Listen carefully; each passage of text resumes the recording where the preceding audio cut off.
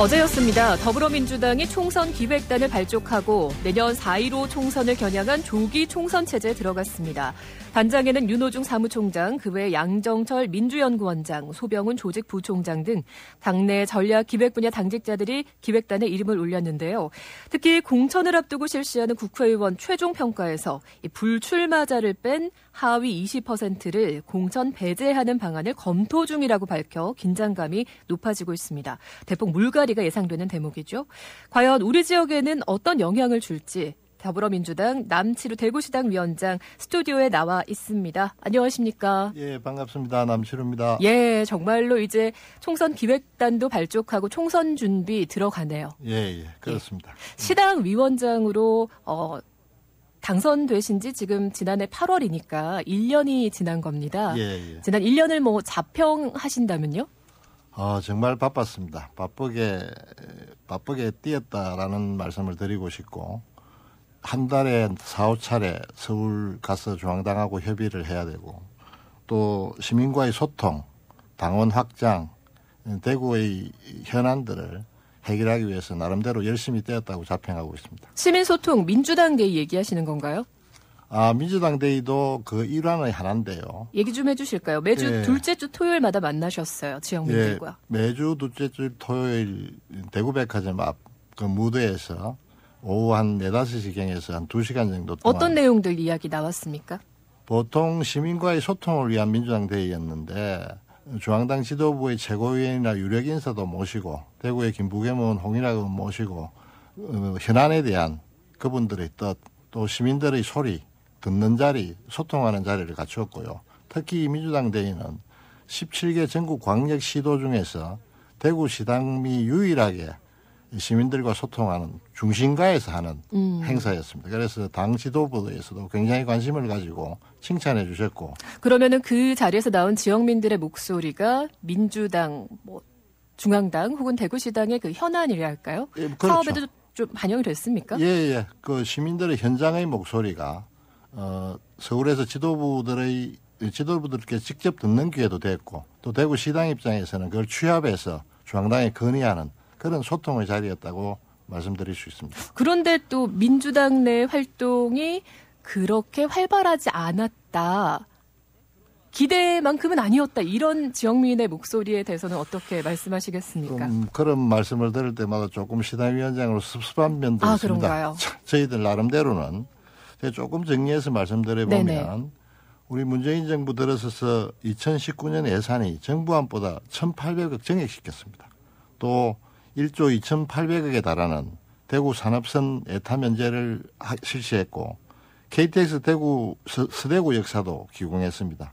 또한 대구시가 지금까지 굉장히 고대해왔던 물 인정원도 인천과의 경쟁에서 대구에 유치되도록 민주당에서 충분한 역할을 했다고 생각을 하고요. 또 여러 가지 있습니다. 대구 기상청도 성격했습니다.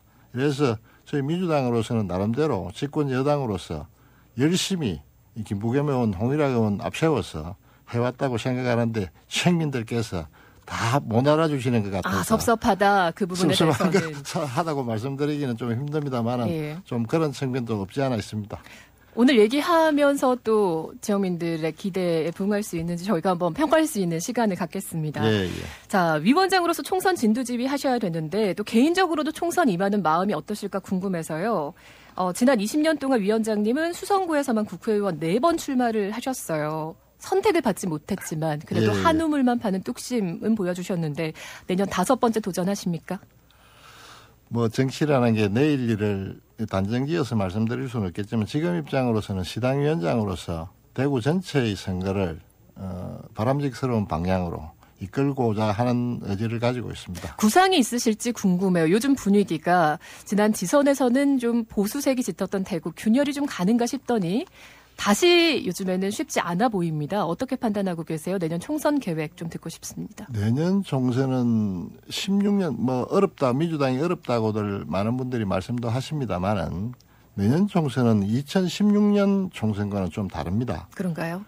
첫 번째 2016년도에는 민주당 현역 의원들이 한 분도 계시지 않았습니다. 그런데 지금은 김부겸, 홍일학 의원이라는 걸출한 두 분의 의원님이 계시고 우리 시의원님이 또 5분이나 계십니다. 그리고 기초의원 같은 경우는 지난번 같은 게 16년 같은 경우는 13분이 계셨는데 지금은 48분의 우리 기초의원님들이 계십니다. 그래서 이분들과 함께 우리가 집권 여당으로서 역할을 충실히 해나가고 또 대구 시민들과의 소통의 노력을 진정성을 가지고 한다면 아마 우리들의 마음을 알아주시리라 믿습니다. 그런데 그렇게 자부하시는 그 김부겸 의원 말씀입니다. 예. 지역구 수성갑 지역이 정치 1번지로 불리고 중앙당에서도 많이 관심 갖고 계실 걸로 아는데 여론조사 결과가 좋지 않게 나왔어요. 보셨죠? 대구의 한 신문, 지역 신문과 또 방송사가 공동으로 주최한 조사였는데 지역 민심 어떻게 판단하고 계십니까? 굉장히 큰 차이로 밀렸습니다. 어떤 자유한국당 후보가 나오더라고요.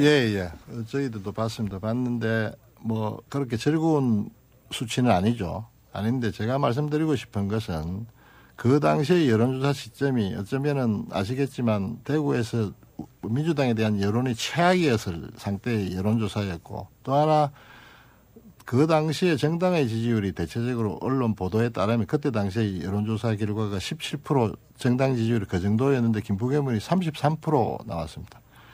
이 지금 대구의 분위기에서 김부겸 의원을 지지한 33%는 굉장히 충성도가 강한 유권자들이라는 생각입니다. 그래서 그건 무슨 말이냐면 결국 선거를 치르더라도 기권하지 않는 34%라는 생각을 하면 그러면 상대당의 지지율은 그렇지 않다라는 얘기신가요? 그렇진 않죠. 기본적으로 여론조사 결과에서도 나오지만 어떤 후보가 나오든지 간에 그게 데이터가 비슷했습니다. 지지도가. 그건 무슨 말이냐면 정당 지지를 그냥 반영한 거지 개인 후보자에 대한 평가는 아니었다라고 생각을 하고. 그렇다면 그 당시에 조국 전 장관 사태로 홍역을 앓던 지점 그때 여론조사는 그럼 그 이슈 때문에 정당 지지도가 낮게 나왔다면 지금 그 이슈가 사라졌습니다. 당 지지율 높일 다른 묘안이 있으신가요? 저는 그 당시의 정당 지지율이 17%, 18%였었는데 보통 그 조국 사태가 일어나기 전에 민주당의 지지도는 25% 후반대였습니다. 그래서 다시 저는 지금 뭐 당장 여론조사를 해보지는 않았지만 기본적으로 민주당 지지율이 25% 정도라고 보고 특히 수성갑 같은 경우는 출중합니다. 지금 대선 후보로 거론되어지는 김부겸 의원의 개인기가 충분히 돌파해 나갈 수 있다는 생각입니다. 저희는 그래서 그 지역에서도 가장 중심지에서도 위기감이 있으니 발등에 불이 떨어지지 않을까 싶었는데 아직까지는 자신감이 있다는 말씀으로 이해해도 됩니까?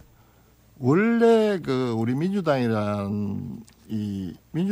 대구 지역에서의 16년도의 선거나 이런 과정들을 통해서 보면 좋지 않았습니다. 그건 다 아시다시피. 그런데 김부겸 홍일학 의원님께서 등장하시면서 실제로 대구시 예산이나 집권 여당으로서의 활동들이 우리 대구 시민 유권자분들의 조금씩 알려지고 있다라는 생각입니다. 그런데 김부겸, 홍일학 두 의원은 그렇습니다만 말씀하셨듯 그 48명의 민주당 기초의원들 활동하면서 최근에 서구, 달서구, 구미 어디 얘기하시는지 혹시 아실까요? 예, 알고 있습니다. 어떤 지점일까요? 조금 그 부분에 대해서는 시당위원장으로 조금 시민 여러분들께 송구스럽다는 말씀을 우선 드리고요. 네, 기초의회에서 민주당 소속 의원들이 무리를 많이 빚었습니다. 갑질 논란도 있었고요. 잘한 일도 많이 있는데 물론 한두 분의 의원님께서 조금 무리를 일으킨 것은 인정합니다. 그래서 제가 우리 관계되시는 분들한테 송구스럽다는 사과도 드렸고요. 실제로 우리 기초의원들이 한 40%, 대구시 전체 기초의원의 한 40% 정도가 우리 민주당 의원인데요. 그 전에 각 구의회의 역할을 하고 지금의 구의회의 역할은 완전히 달라졌습니다. 우리 의원들이 들어감으로써 과거에는 기초의회가 통과 의뢰하는 그런 기관으로 전락해 있었다면 이제 명실상부하게 작년 우리 민주당 의원들이 한 40% 정도 포진함으로 인해서 의회로서의 제대로 역할을 해나가고 있다는 자부심도 가지고 있습니다. 그런데 당 지도부에서 그러면 개인의 일탈이 아니라 사과하고 책임지는 자세가 부족하지 않나 이런 지적에 대해서는 그 시점이 저희들이 개인의 일탈로 그냥 치부하고 있지는 않습니다. 시당 차원에서도 굉장히 심각하게 받아들이고 있고 또 개인적으로는 시당위원장 명의로의 뭐 주의도 주고 또 우리 윤리 심판은 있습니다. 그런데 이게 지금 이번 그 공천에서는 네. 좀 더 이런 잡음이 없이 인사검증이 잘 돼야 되지 않을까요?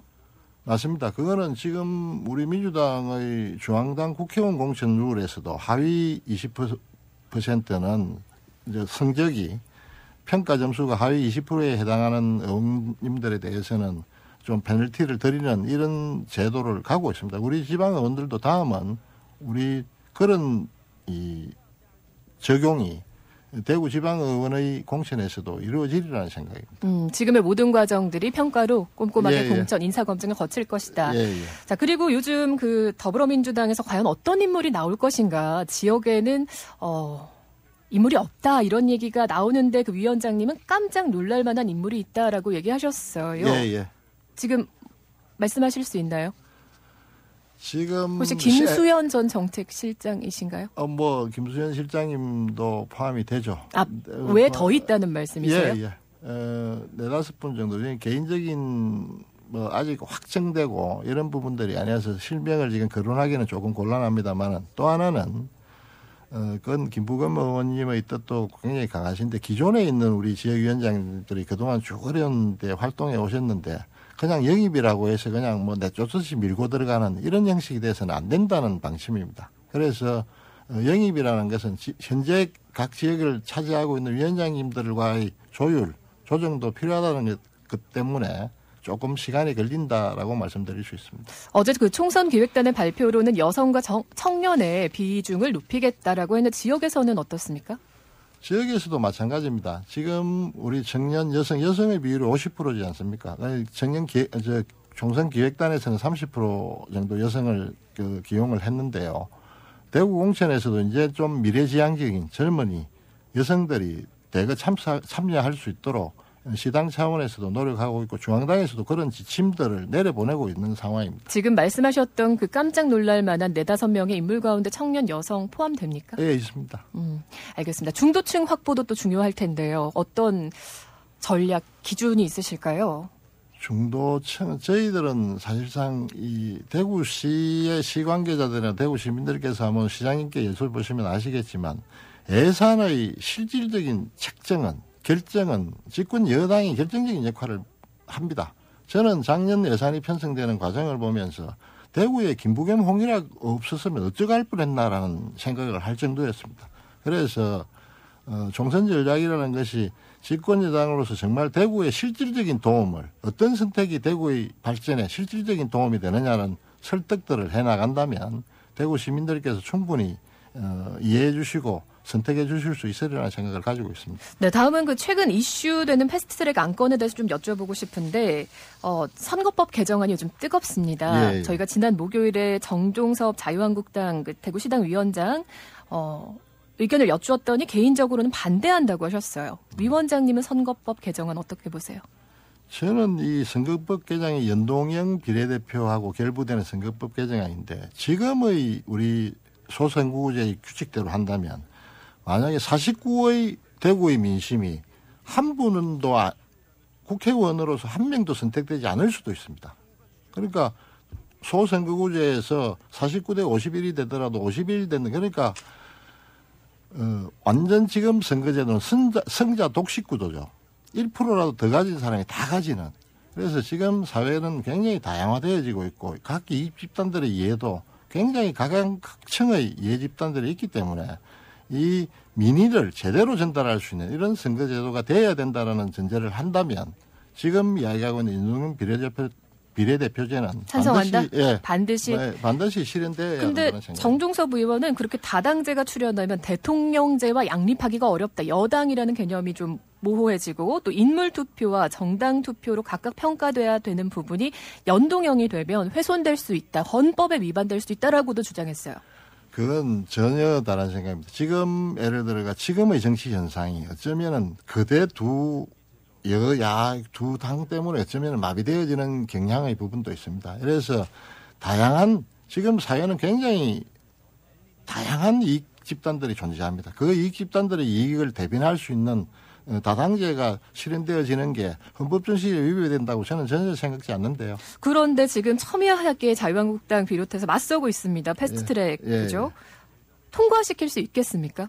민주당 비롯해서. 저는 통과될 수 있다라는 생각을 가지고 있습니다. 왜냐하면 명분적으로 이 시간이 흐르면 구체적으로 지금 자유한국당의 안 자체도 정확히 반대만 한다는 아니지 이렇게 전환해서 이런 법이 되어야 된다는 안도 없습니다. 대안이 없이 그냥 반대만 한다? 그냥 안 된다라는 이야기는 지금 시간이 흐르면 이 국민들께서 충분히 이해할 수 있으리라는 생각을 하고 그 바탕으로 하면 통과되어질 수 있다는 생각입니다. 네, 이제 좀 정리를 해야 될 시간인데 그 앞서 얘기하셨던 대구 지역의 국회 의원 그 여당 출신의 예산을 많이 확보했다 이렇게 얘기를 하셨어요. 근데 그 지점에서 자유한국당 의원들도 경부선 대구도심 구간 지하화라든가 그 군사시설 이전이라든가 뭐 이런 부분 그리고 또 시에서도 권영진 대구시장의 공적으로 얘기하는 부분들이 공통된 게 있어요. 다 지분이 있으신 겁니까? 민주당, 자유한국당 그리고 행정부에서도. 예, 이제 제가 이 예산 관련을 하면서 이렇게 보면 우리가 열심히 해놔놓으면 우리 국회의원들은 두 분밖에 안 계십니다. 대구로 보면.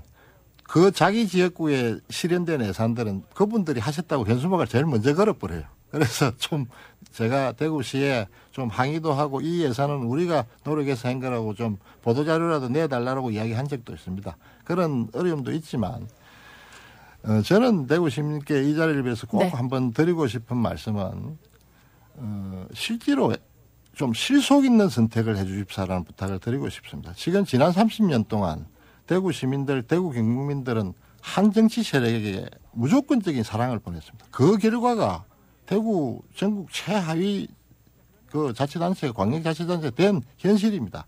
서로 경쟁하고 경쟁시켜주고 하는 과정에서 대구의 실질적인 이익, 실속 그리고 지금 우리가 민주당이 여당입니다. 집권 여당이면 내년 총선 결과가 대구 시민들께 정말 민주당에 좀 성원을 보내주신다면 그걸 바탕으로 그럼 성원을 보내주기 위해서 어떻게 하실 건지 마지막하고 30초, 20초 듣겠습니다.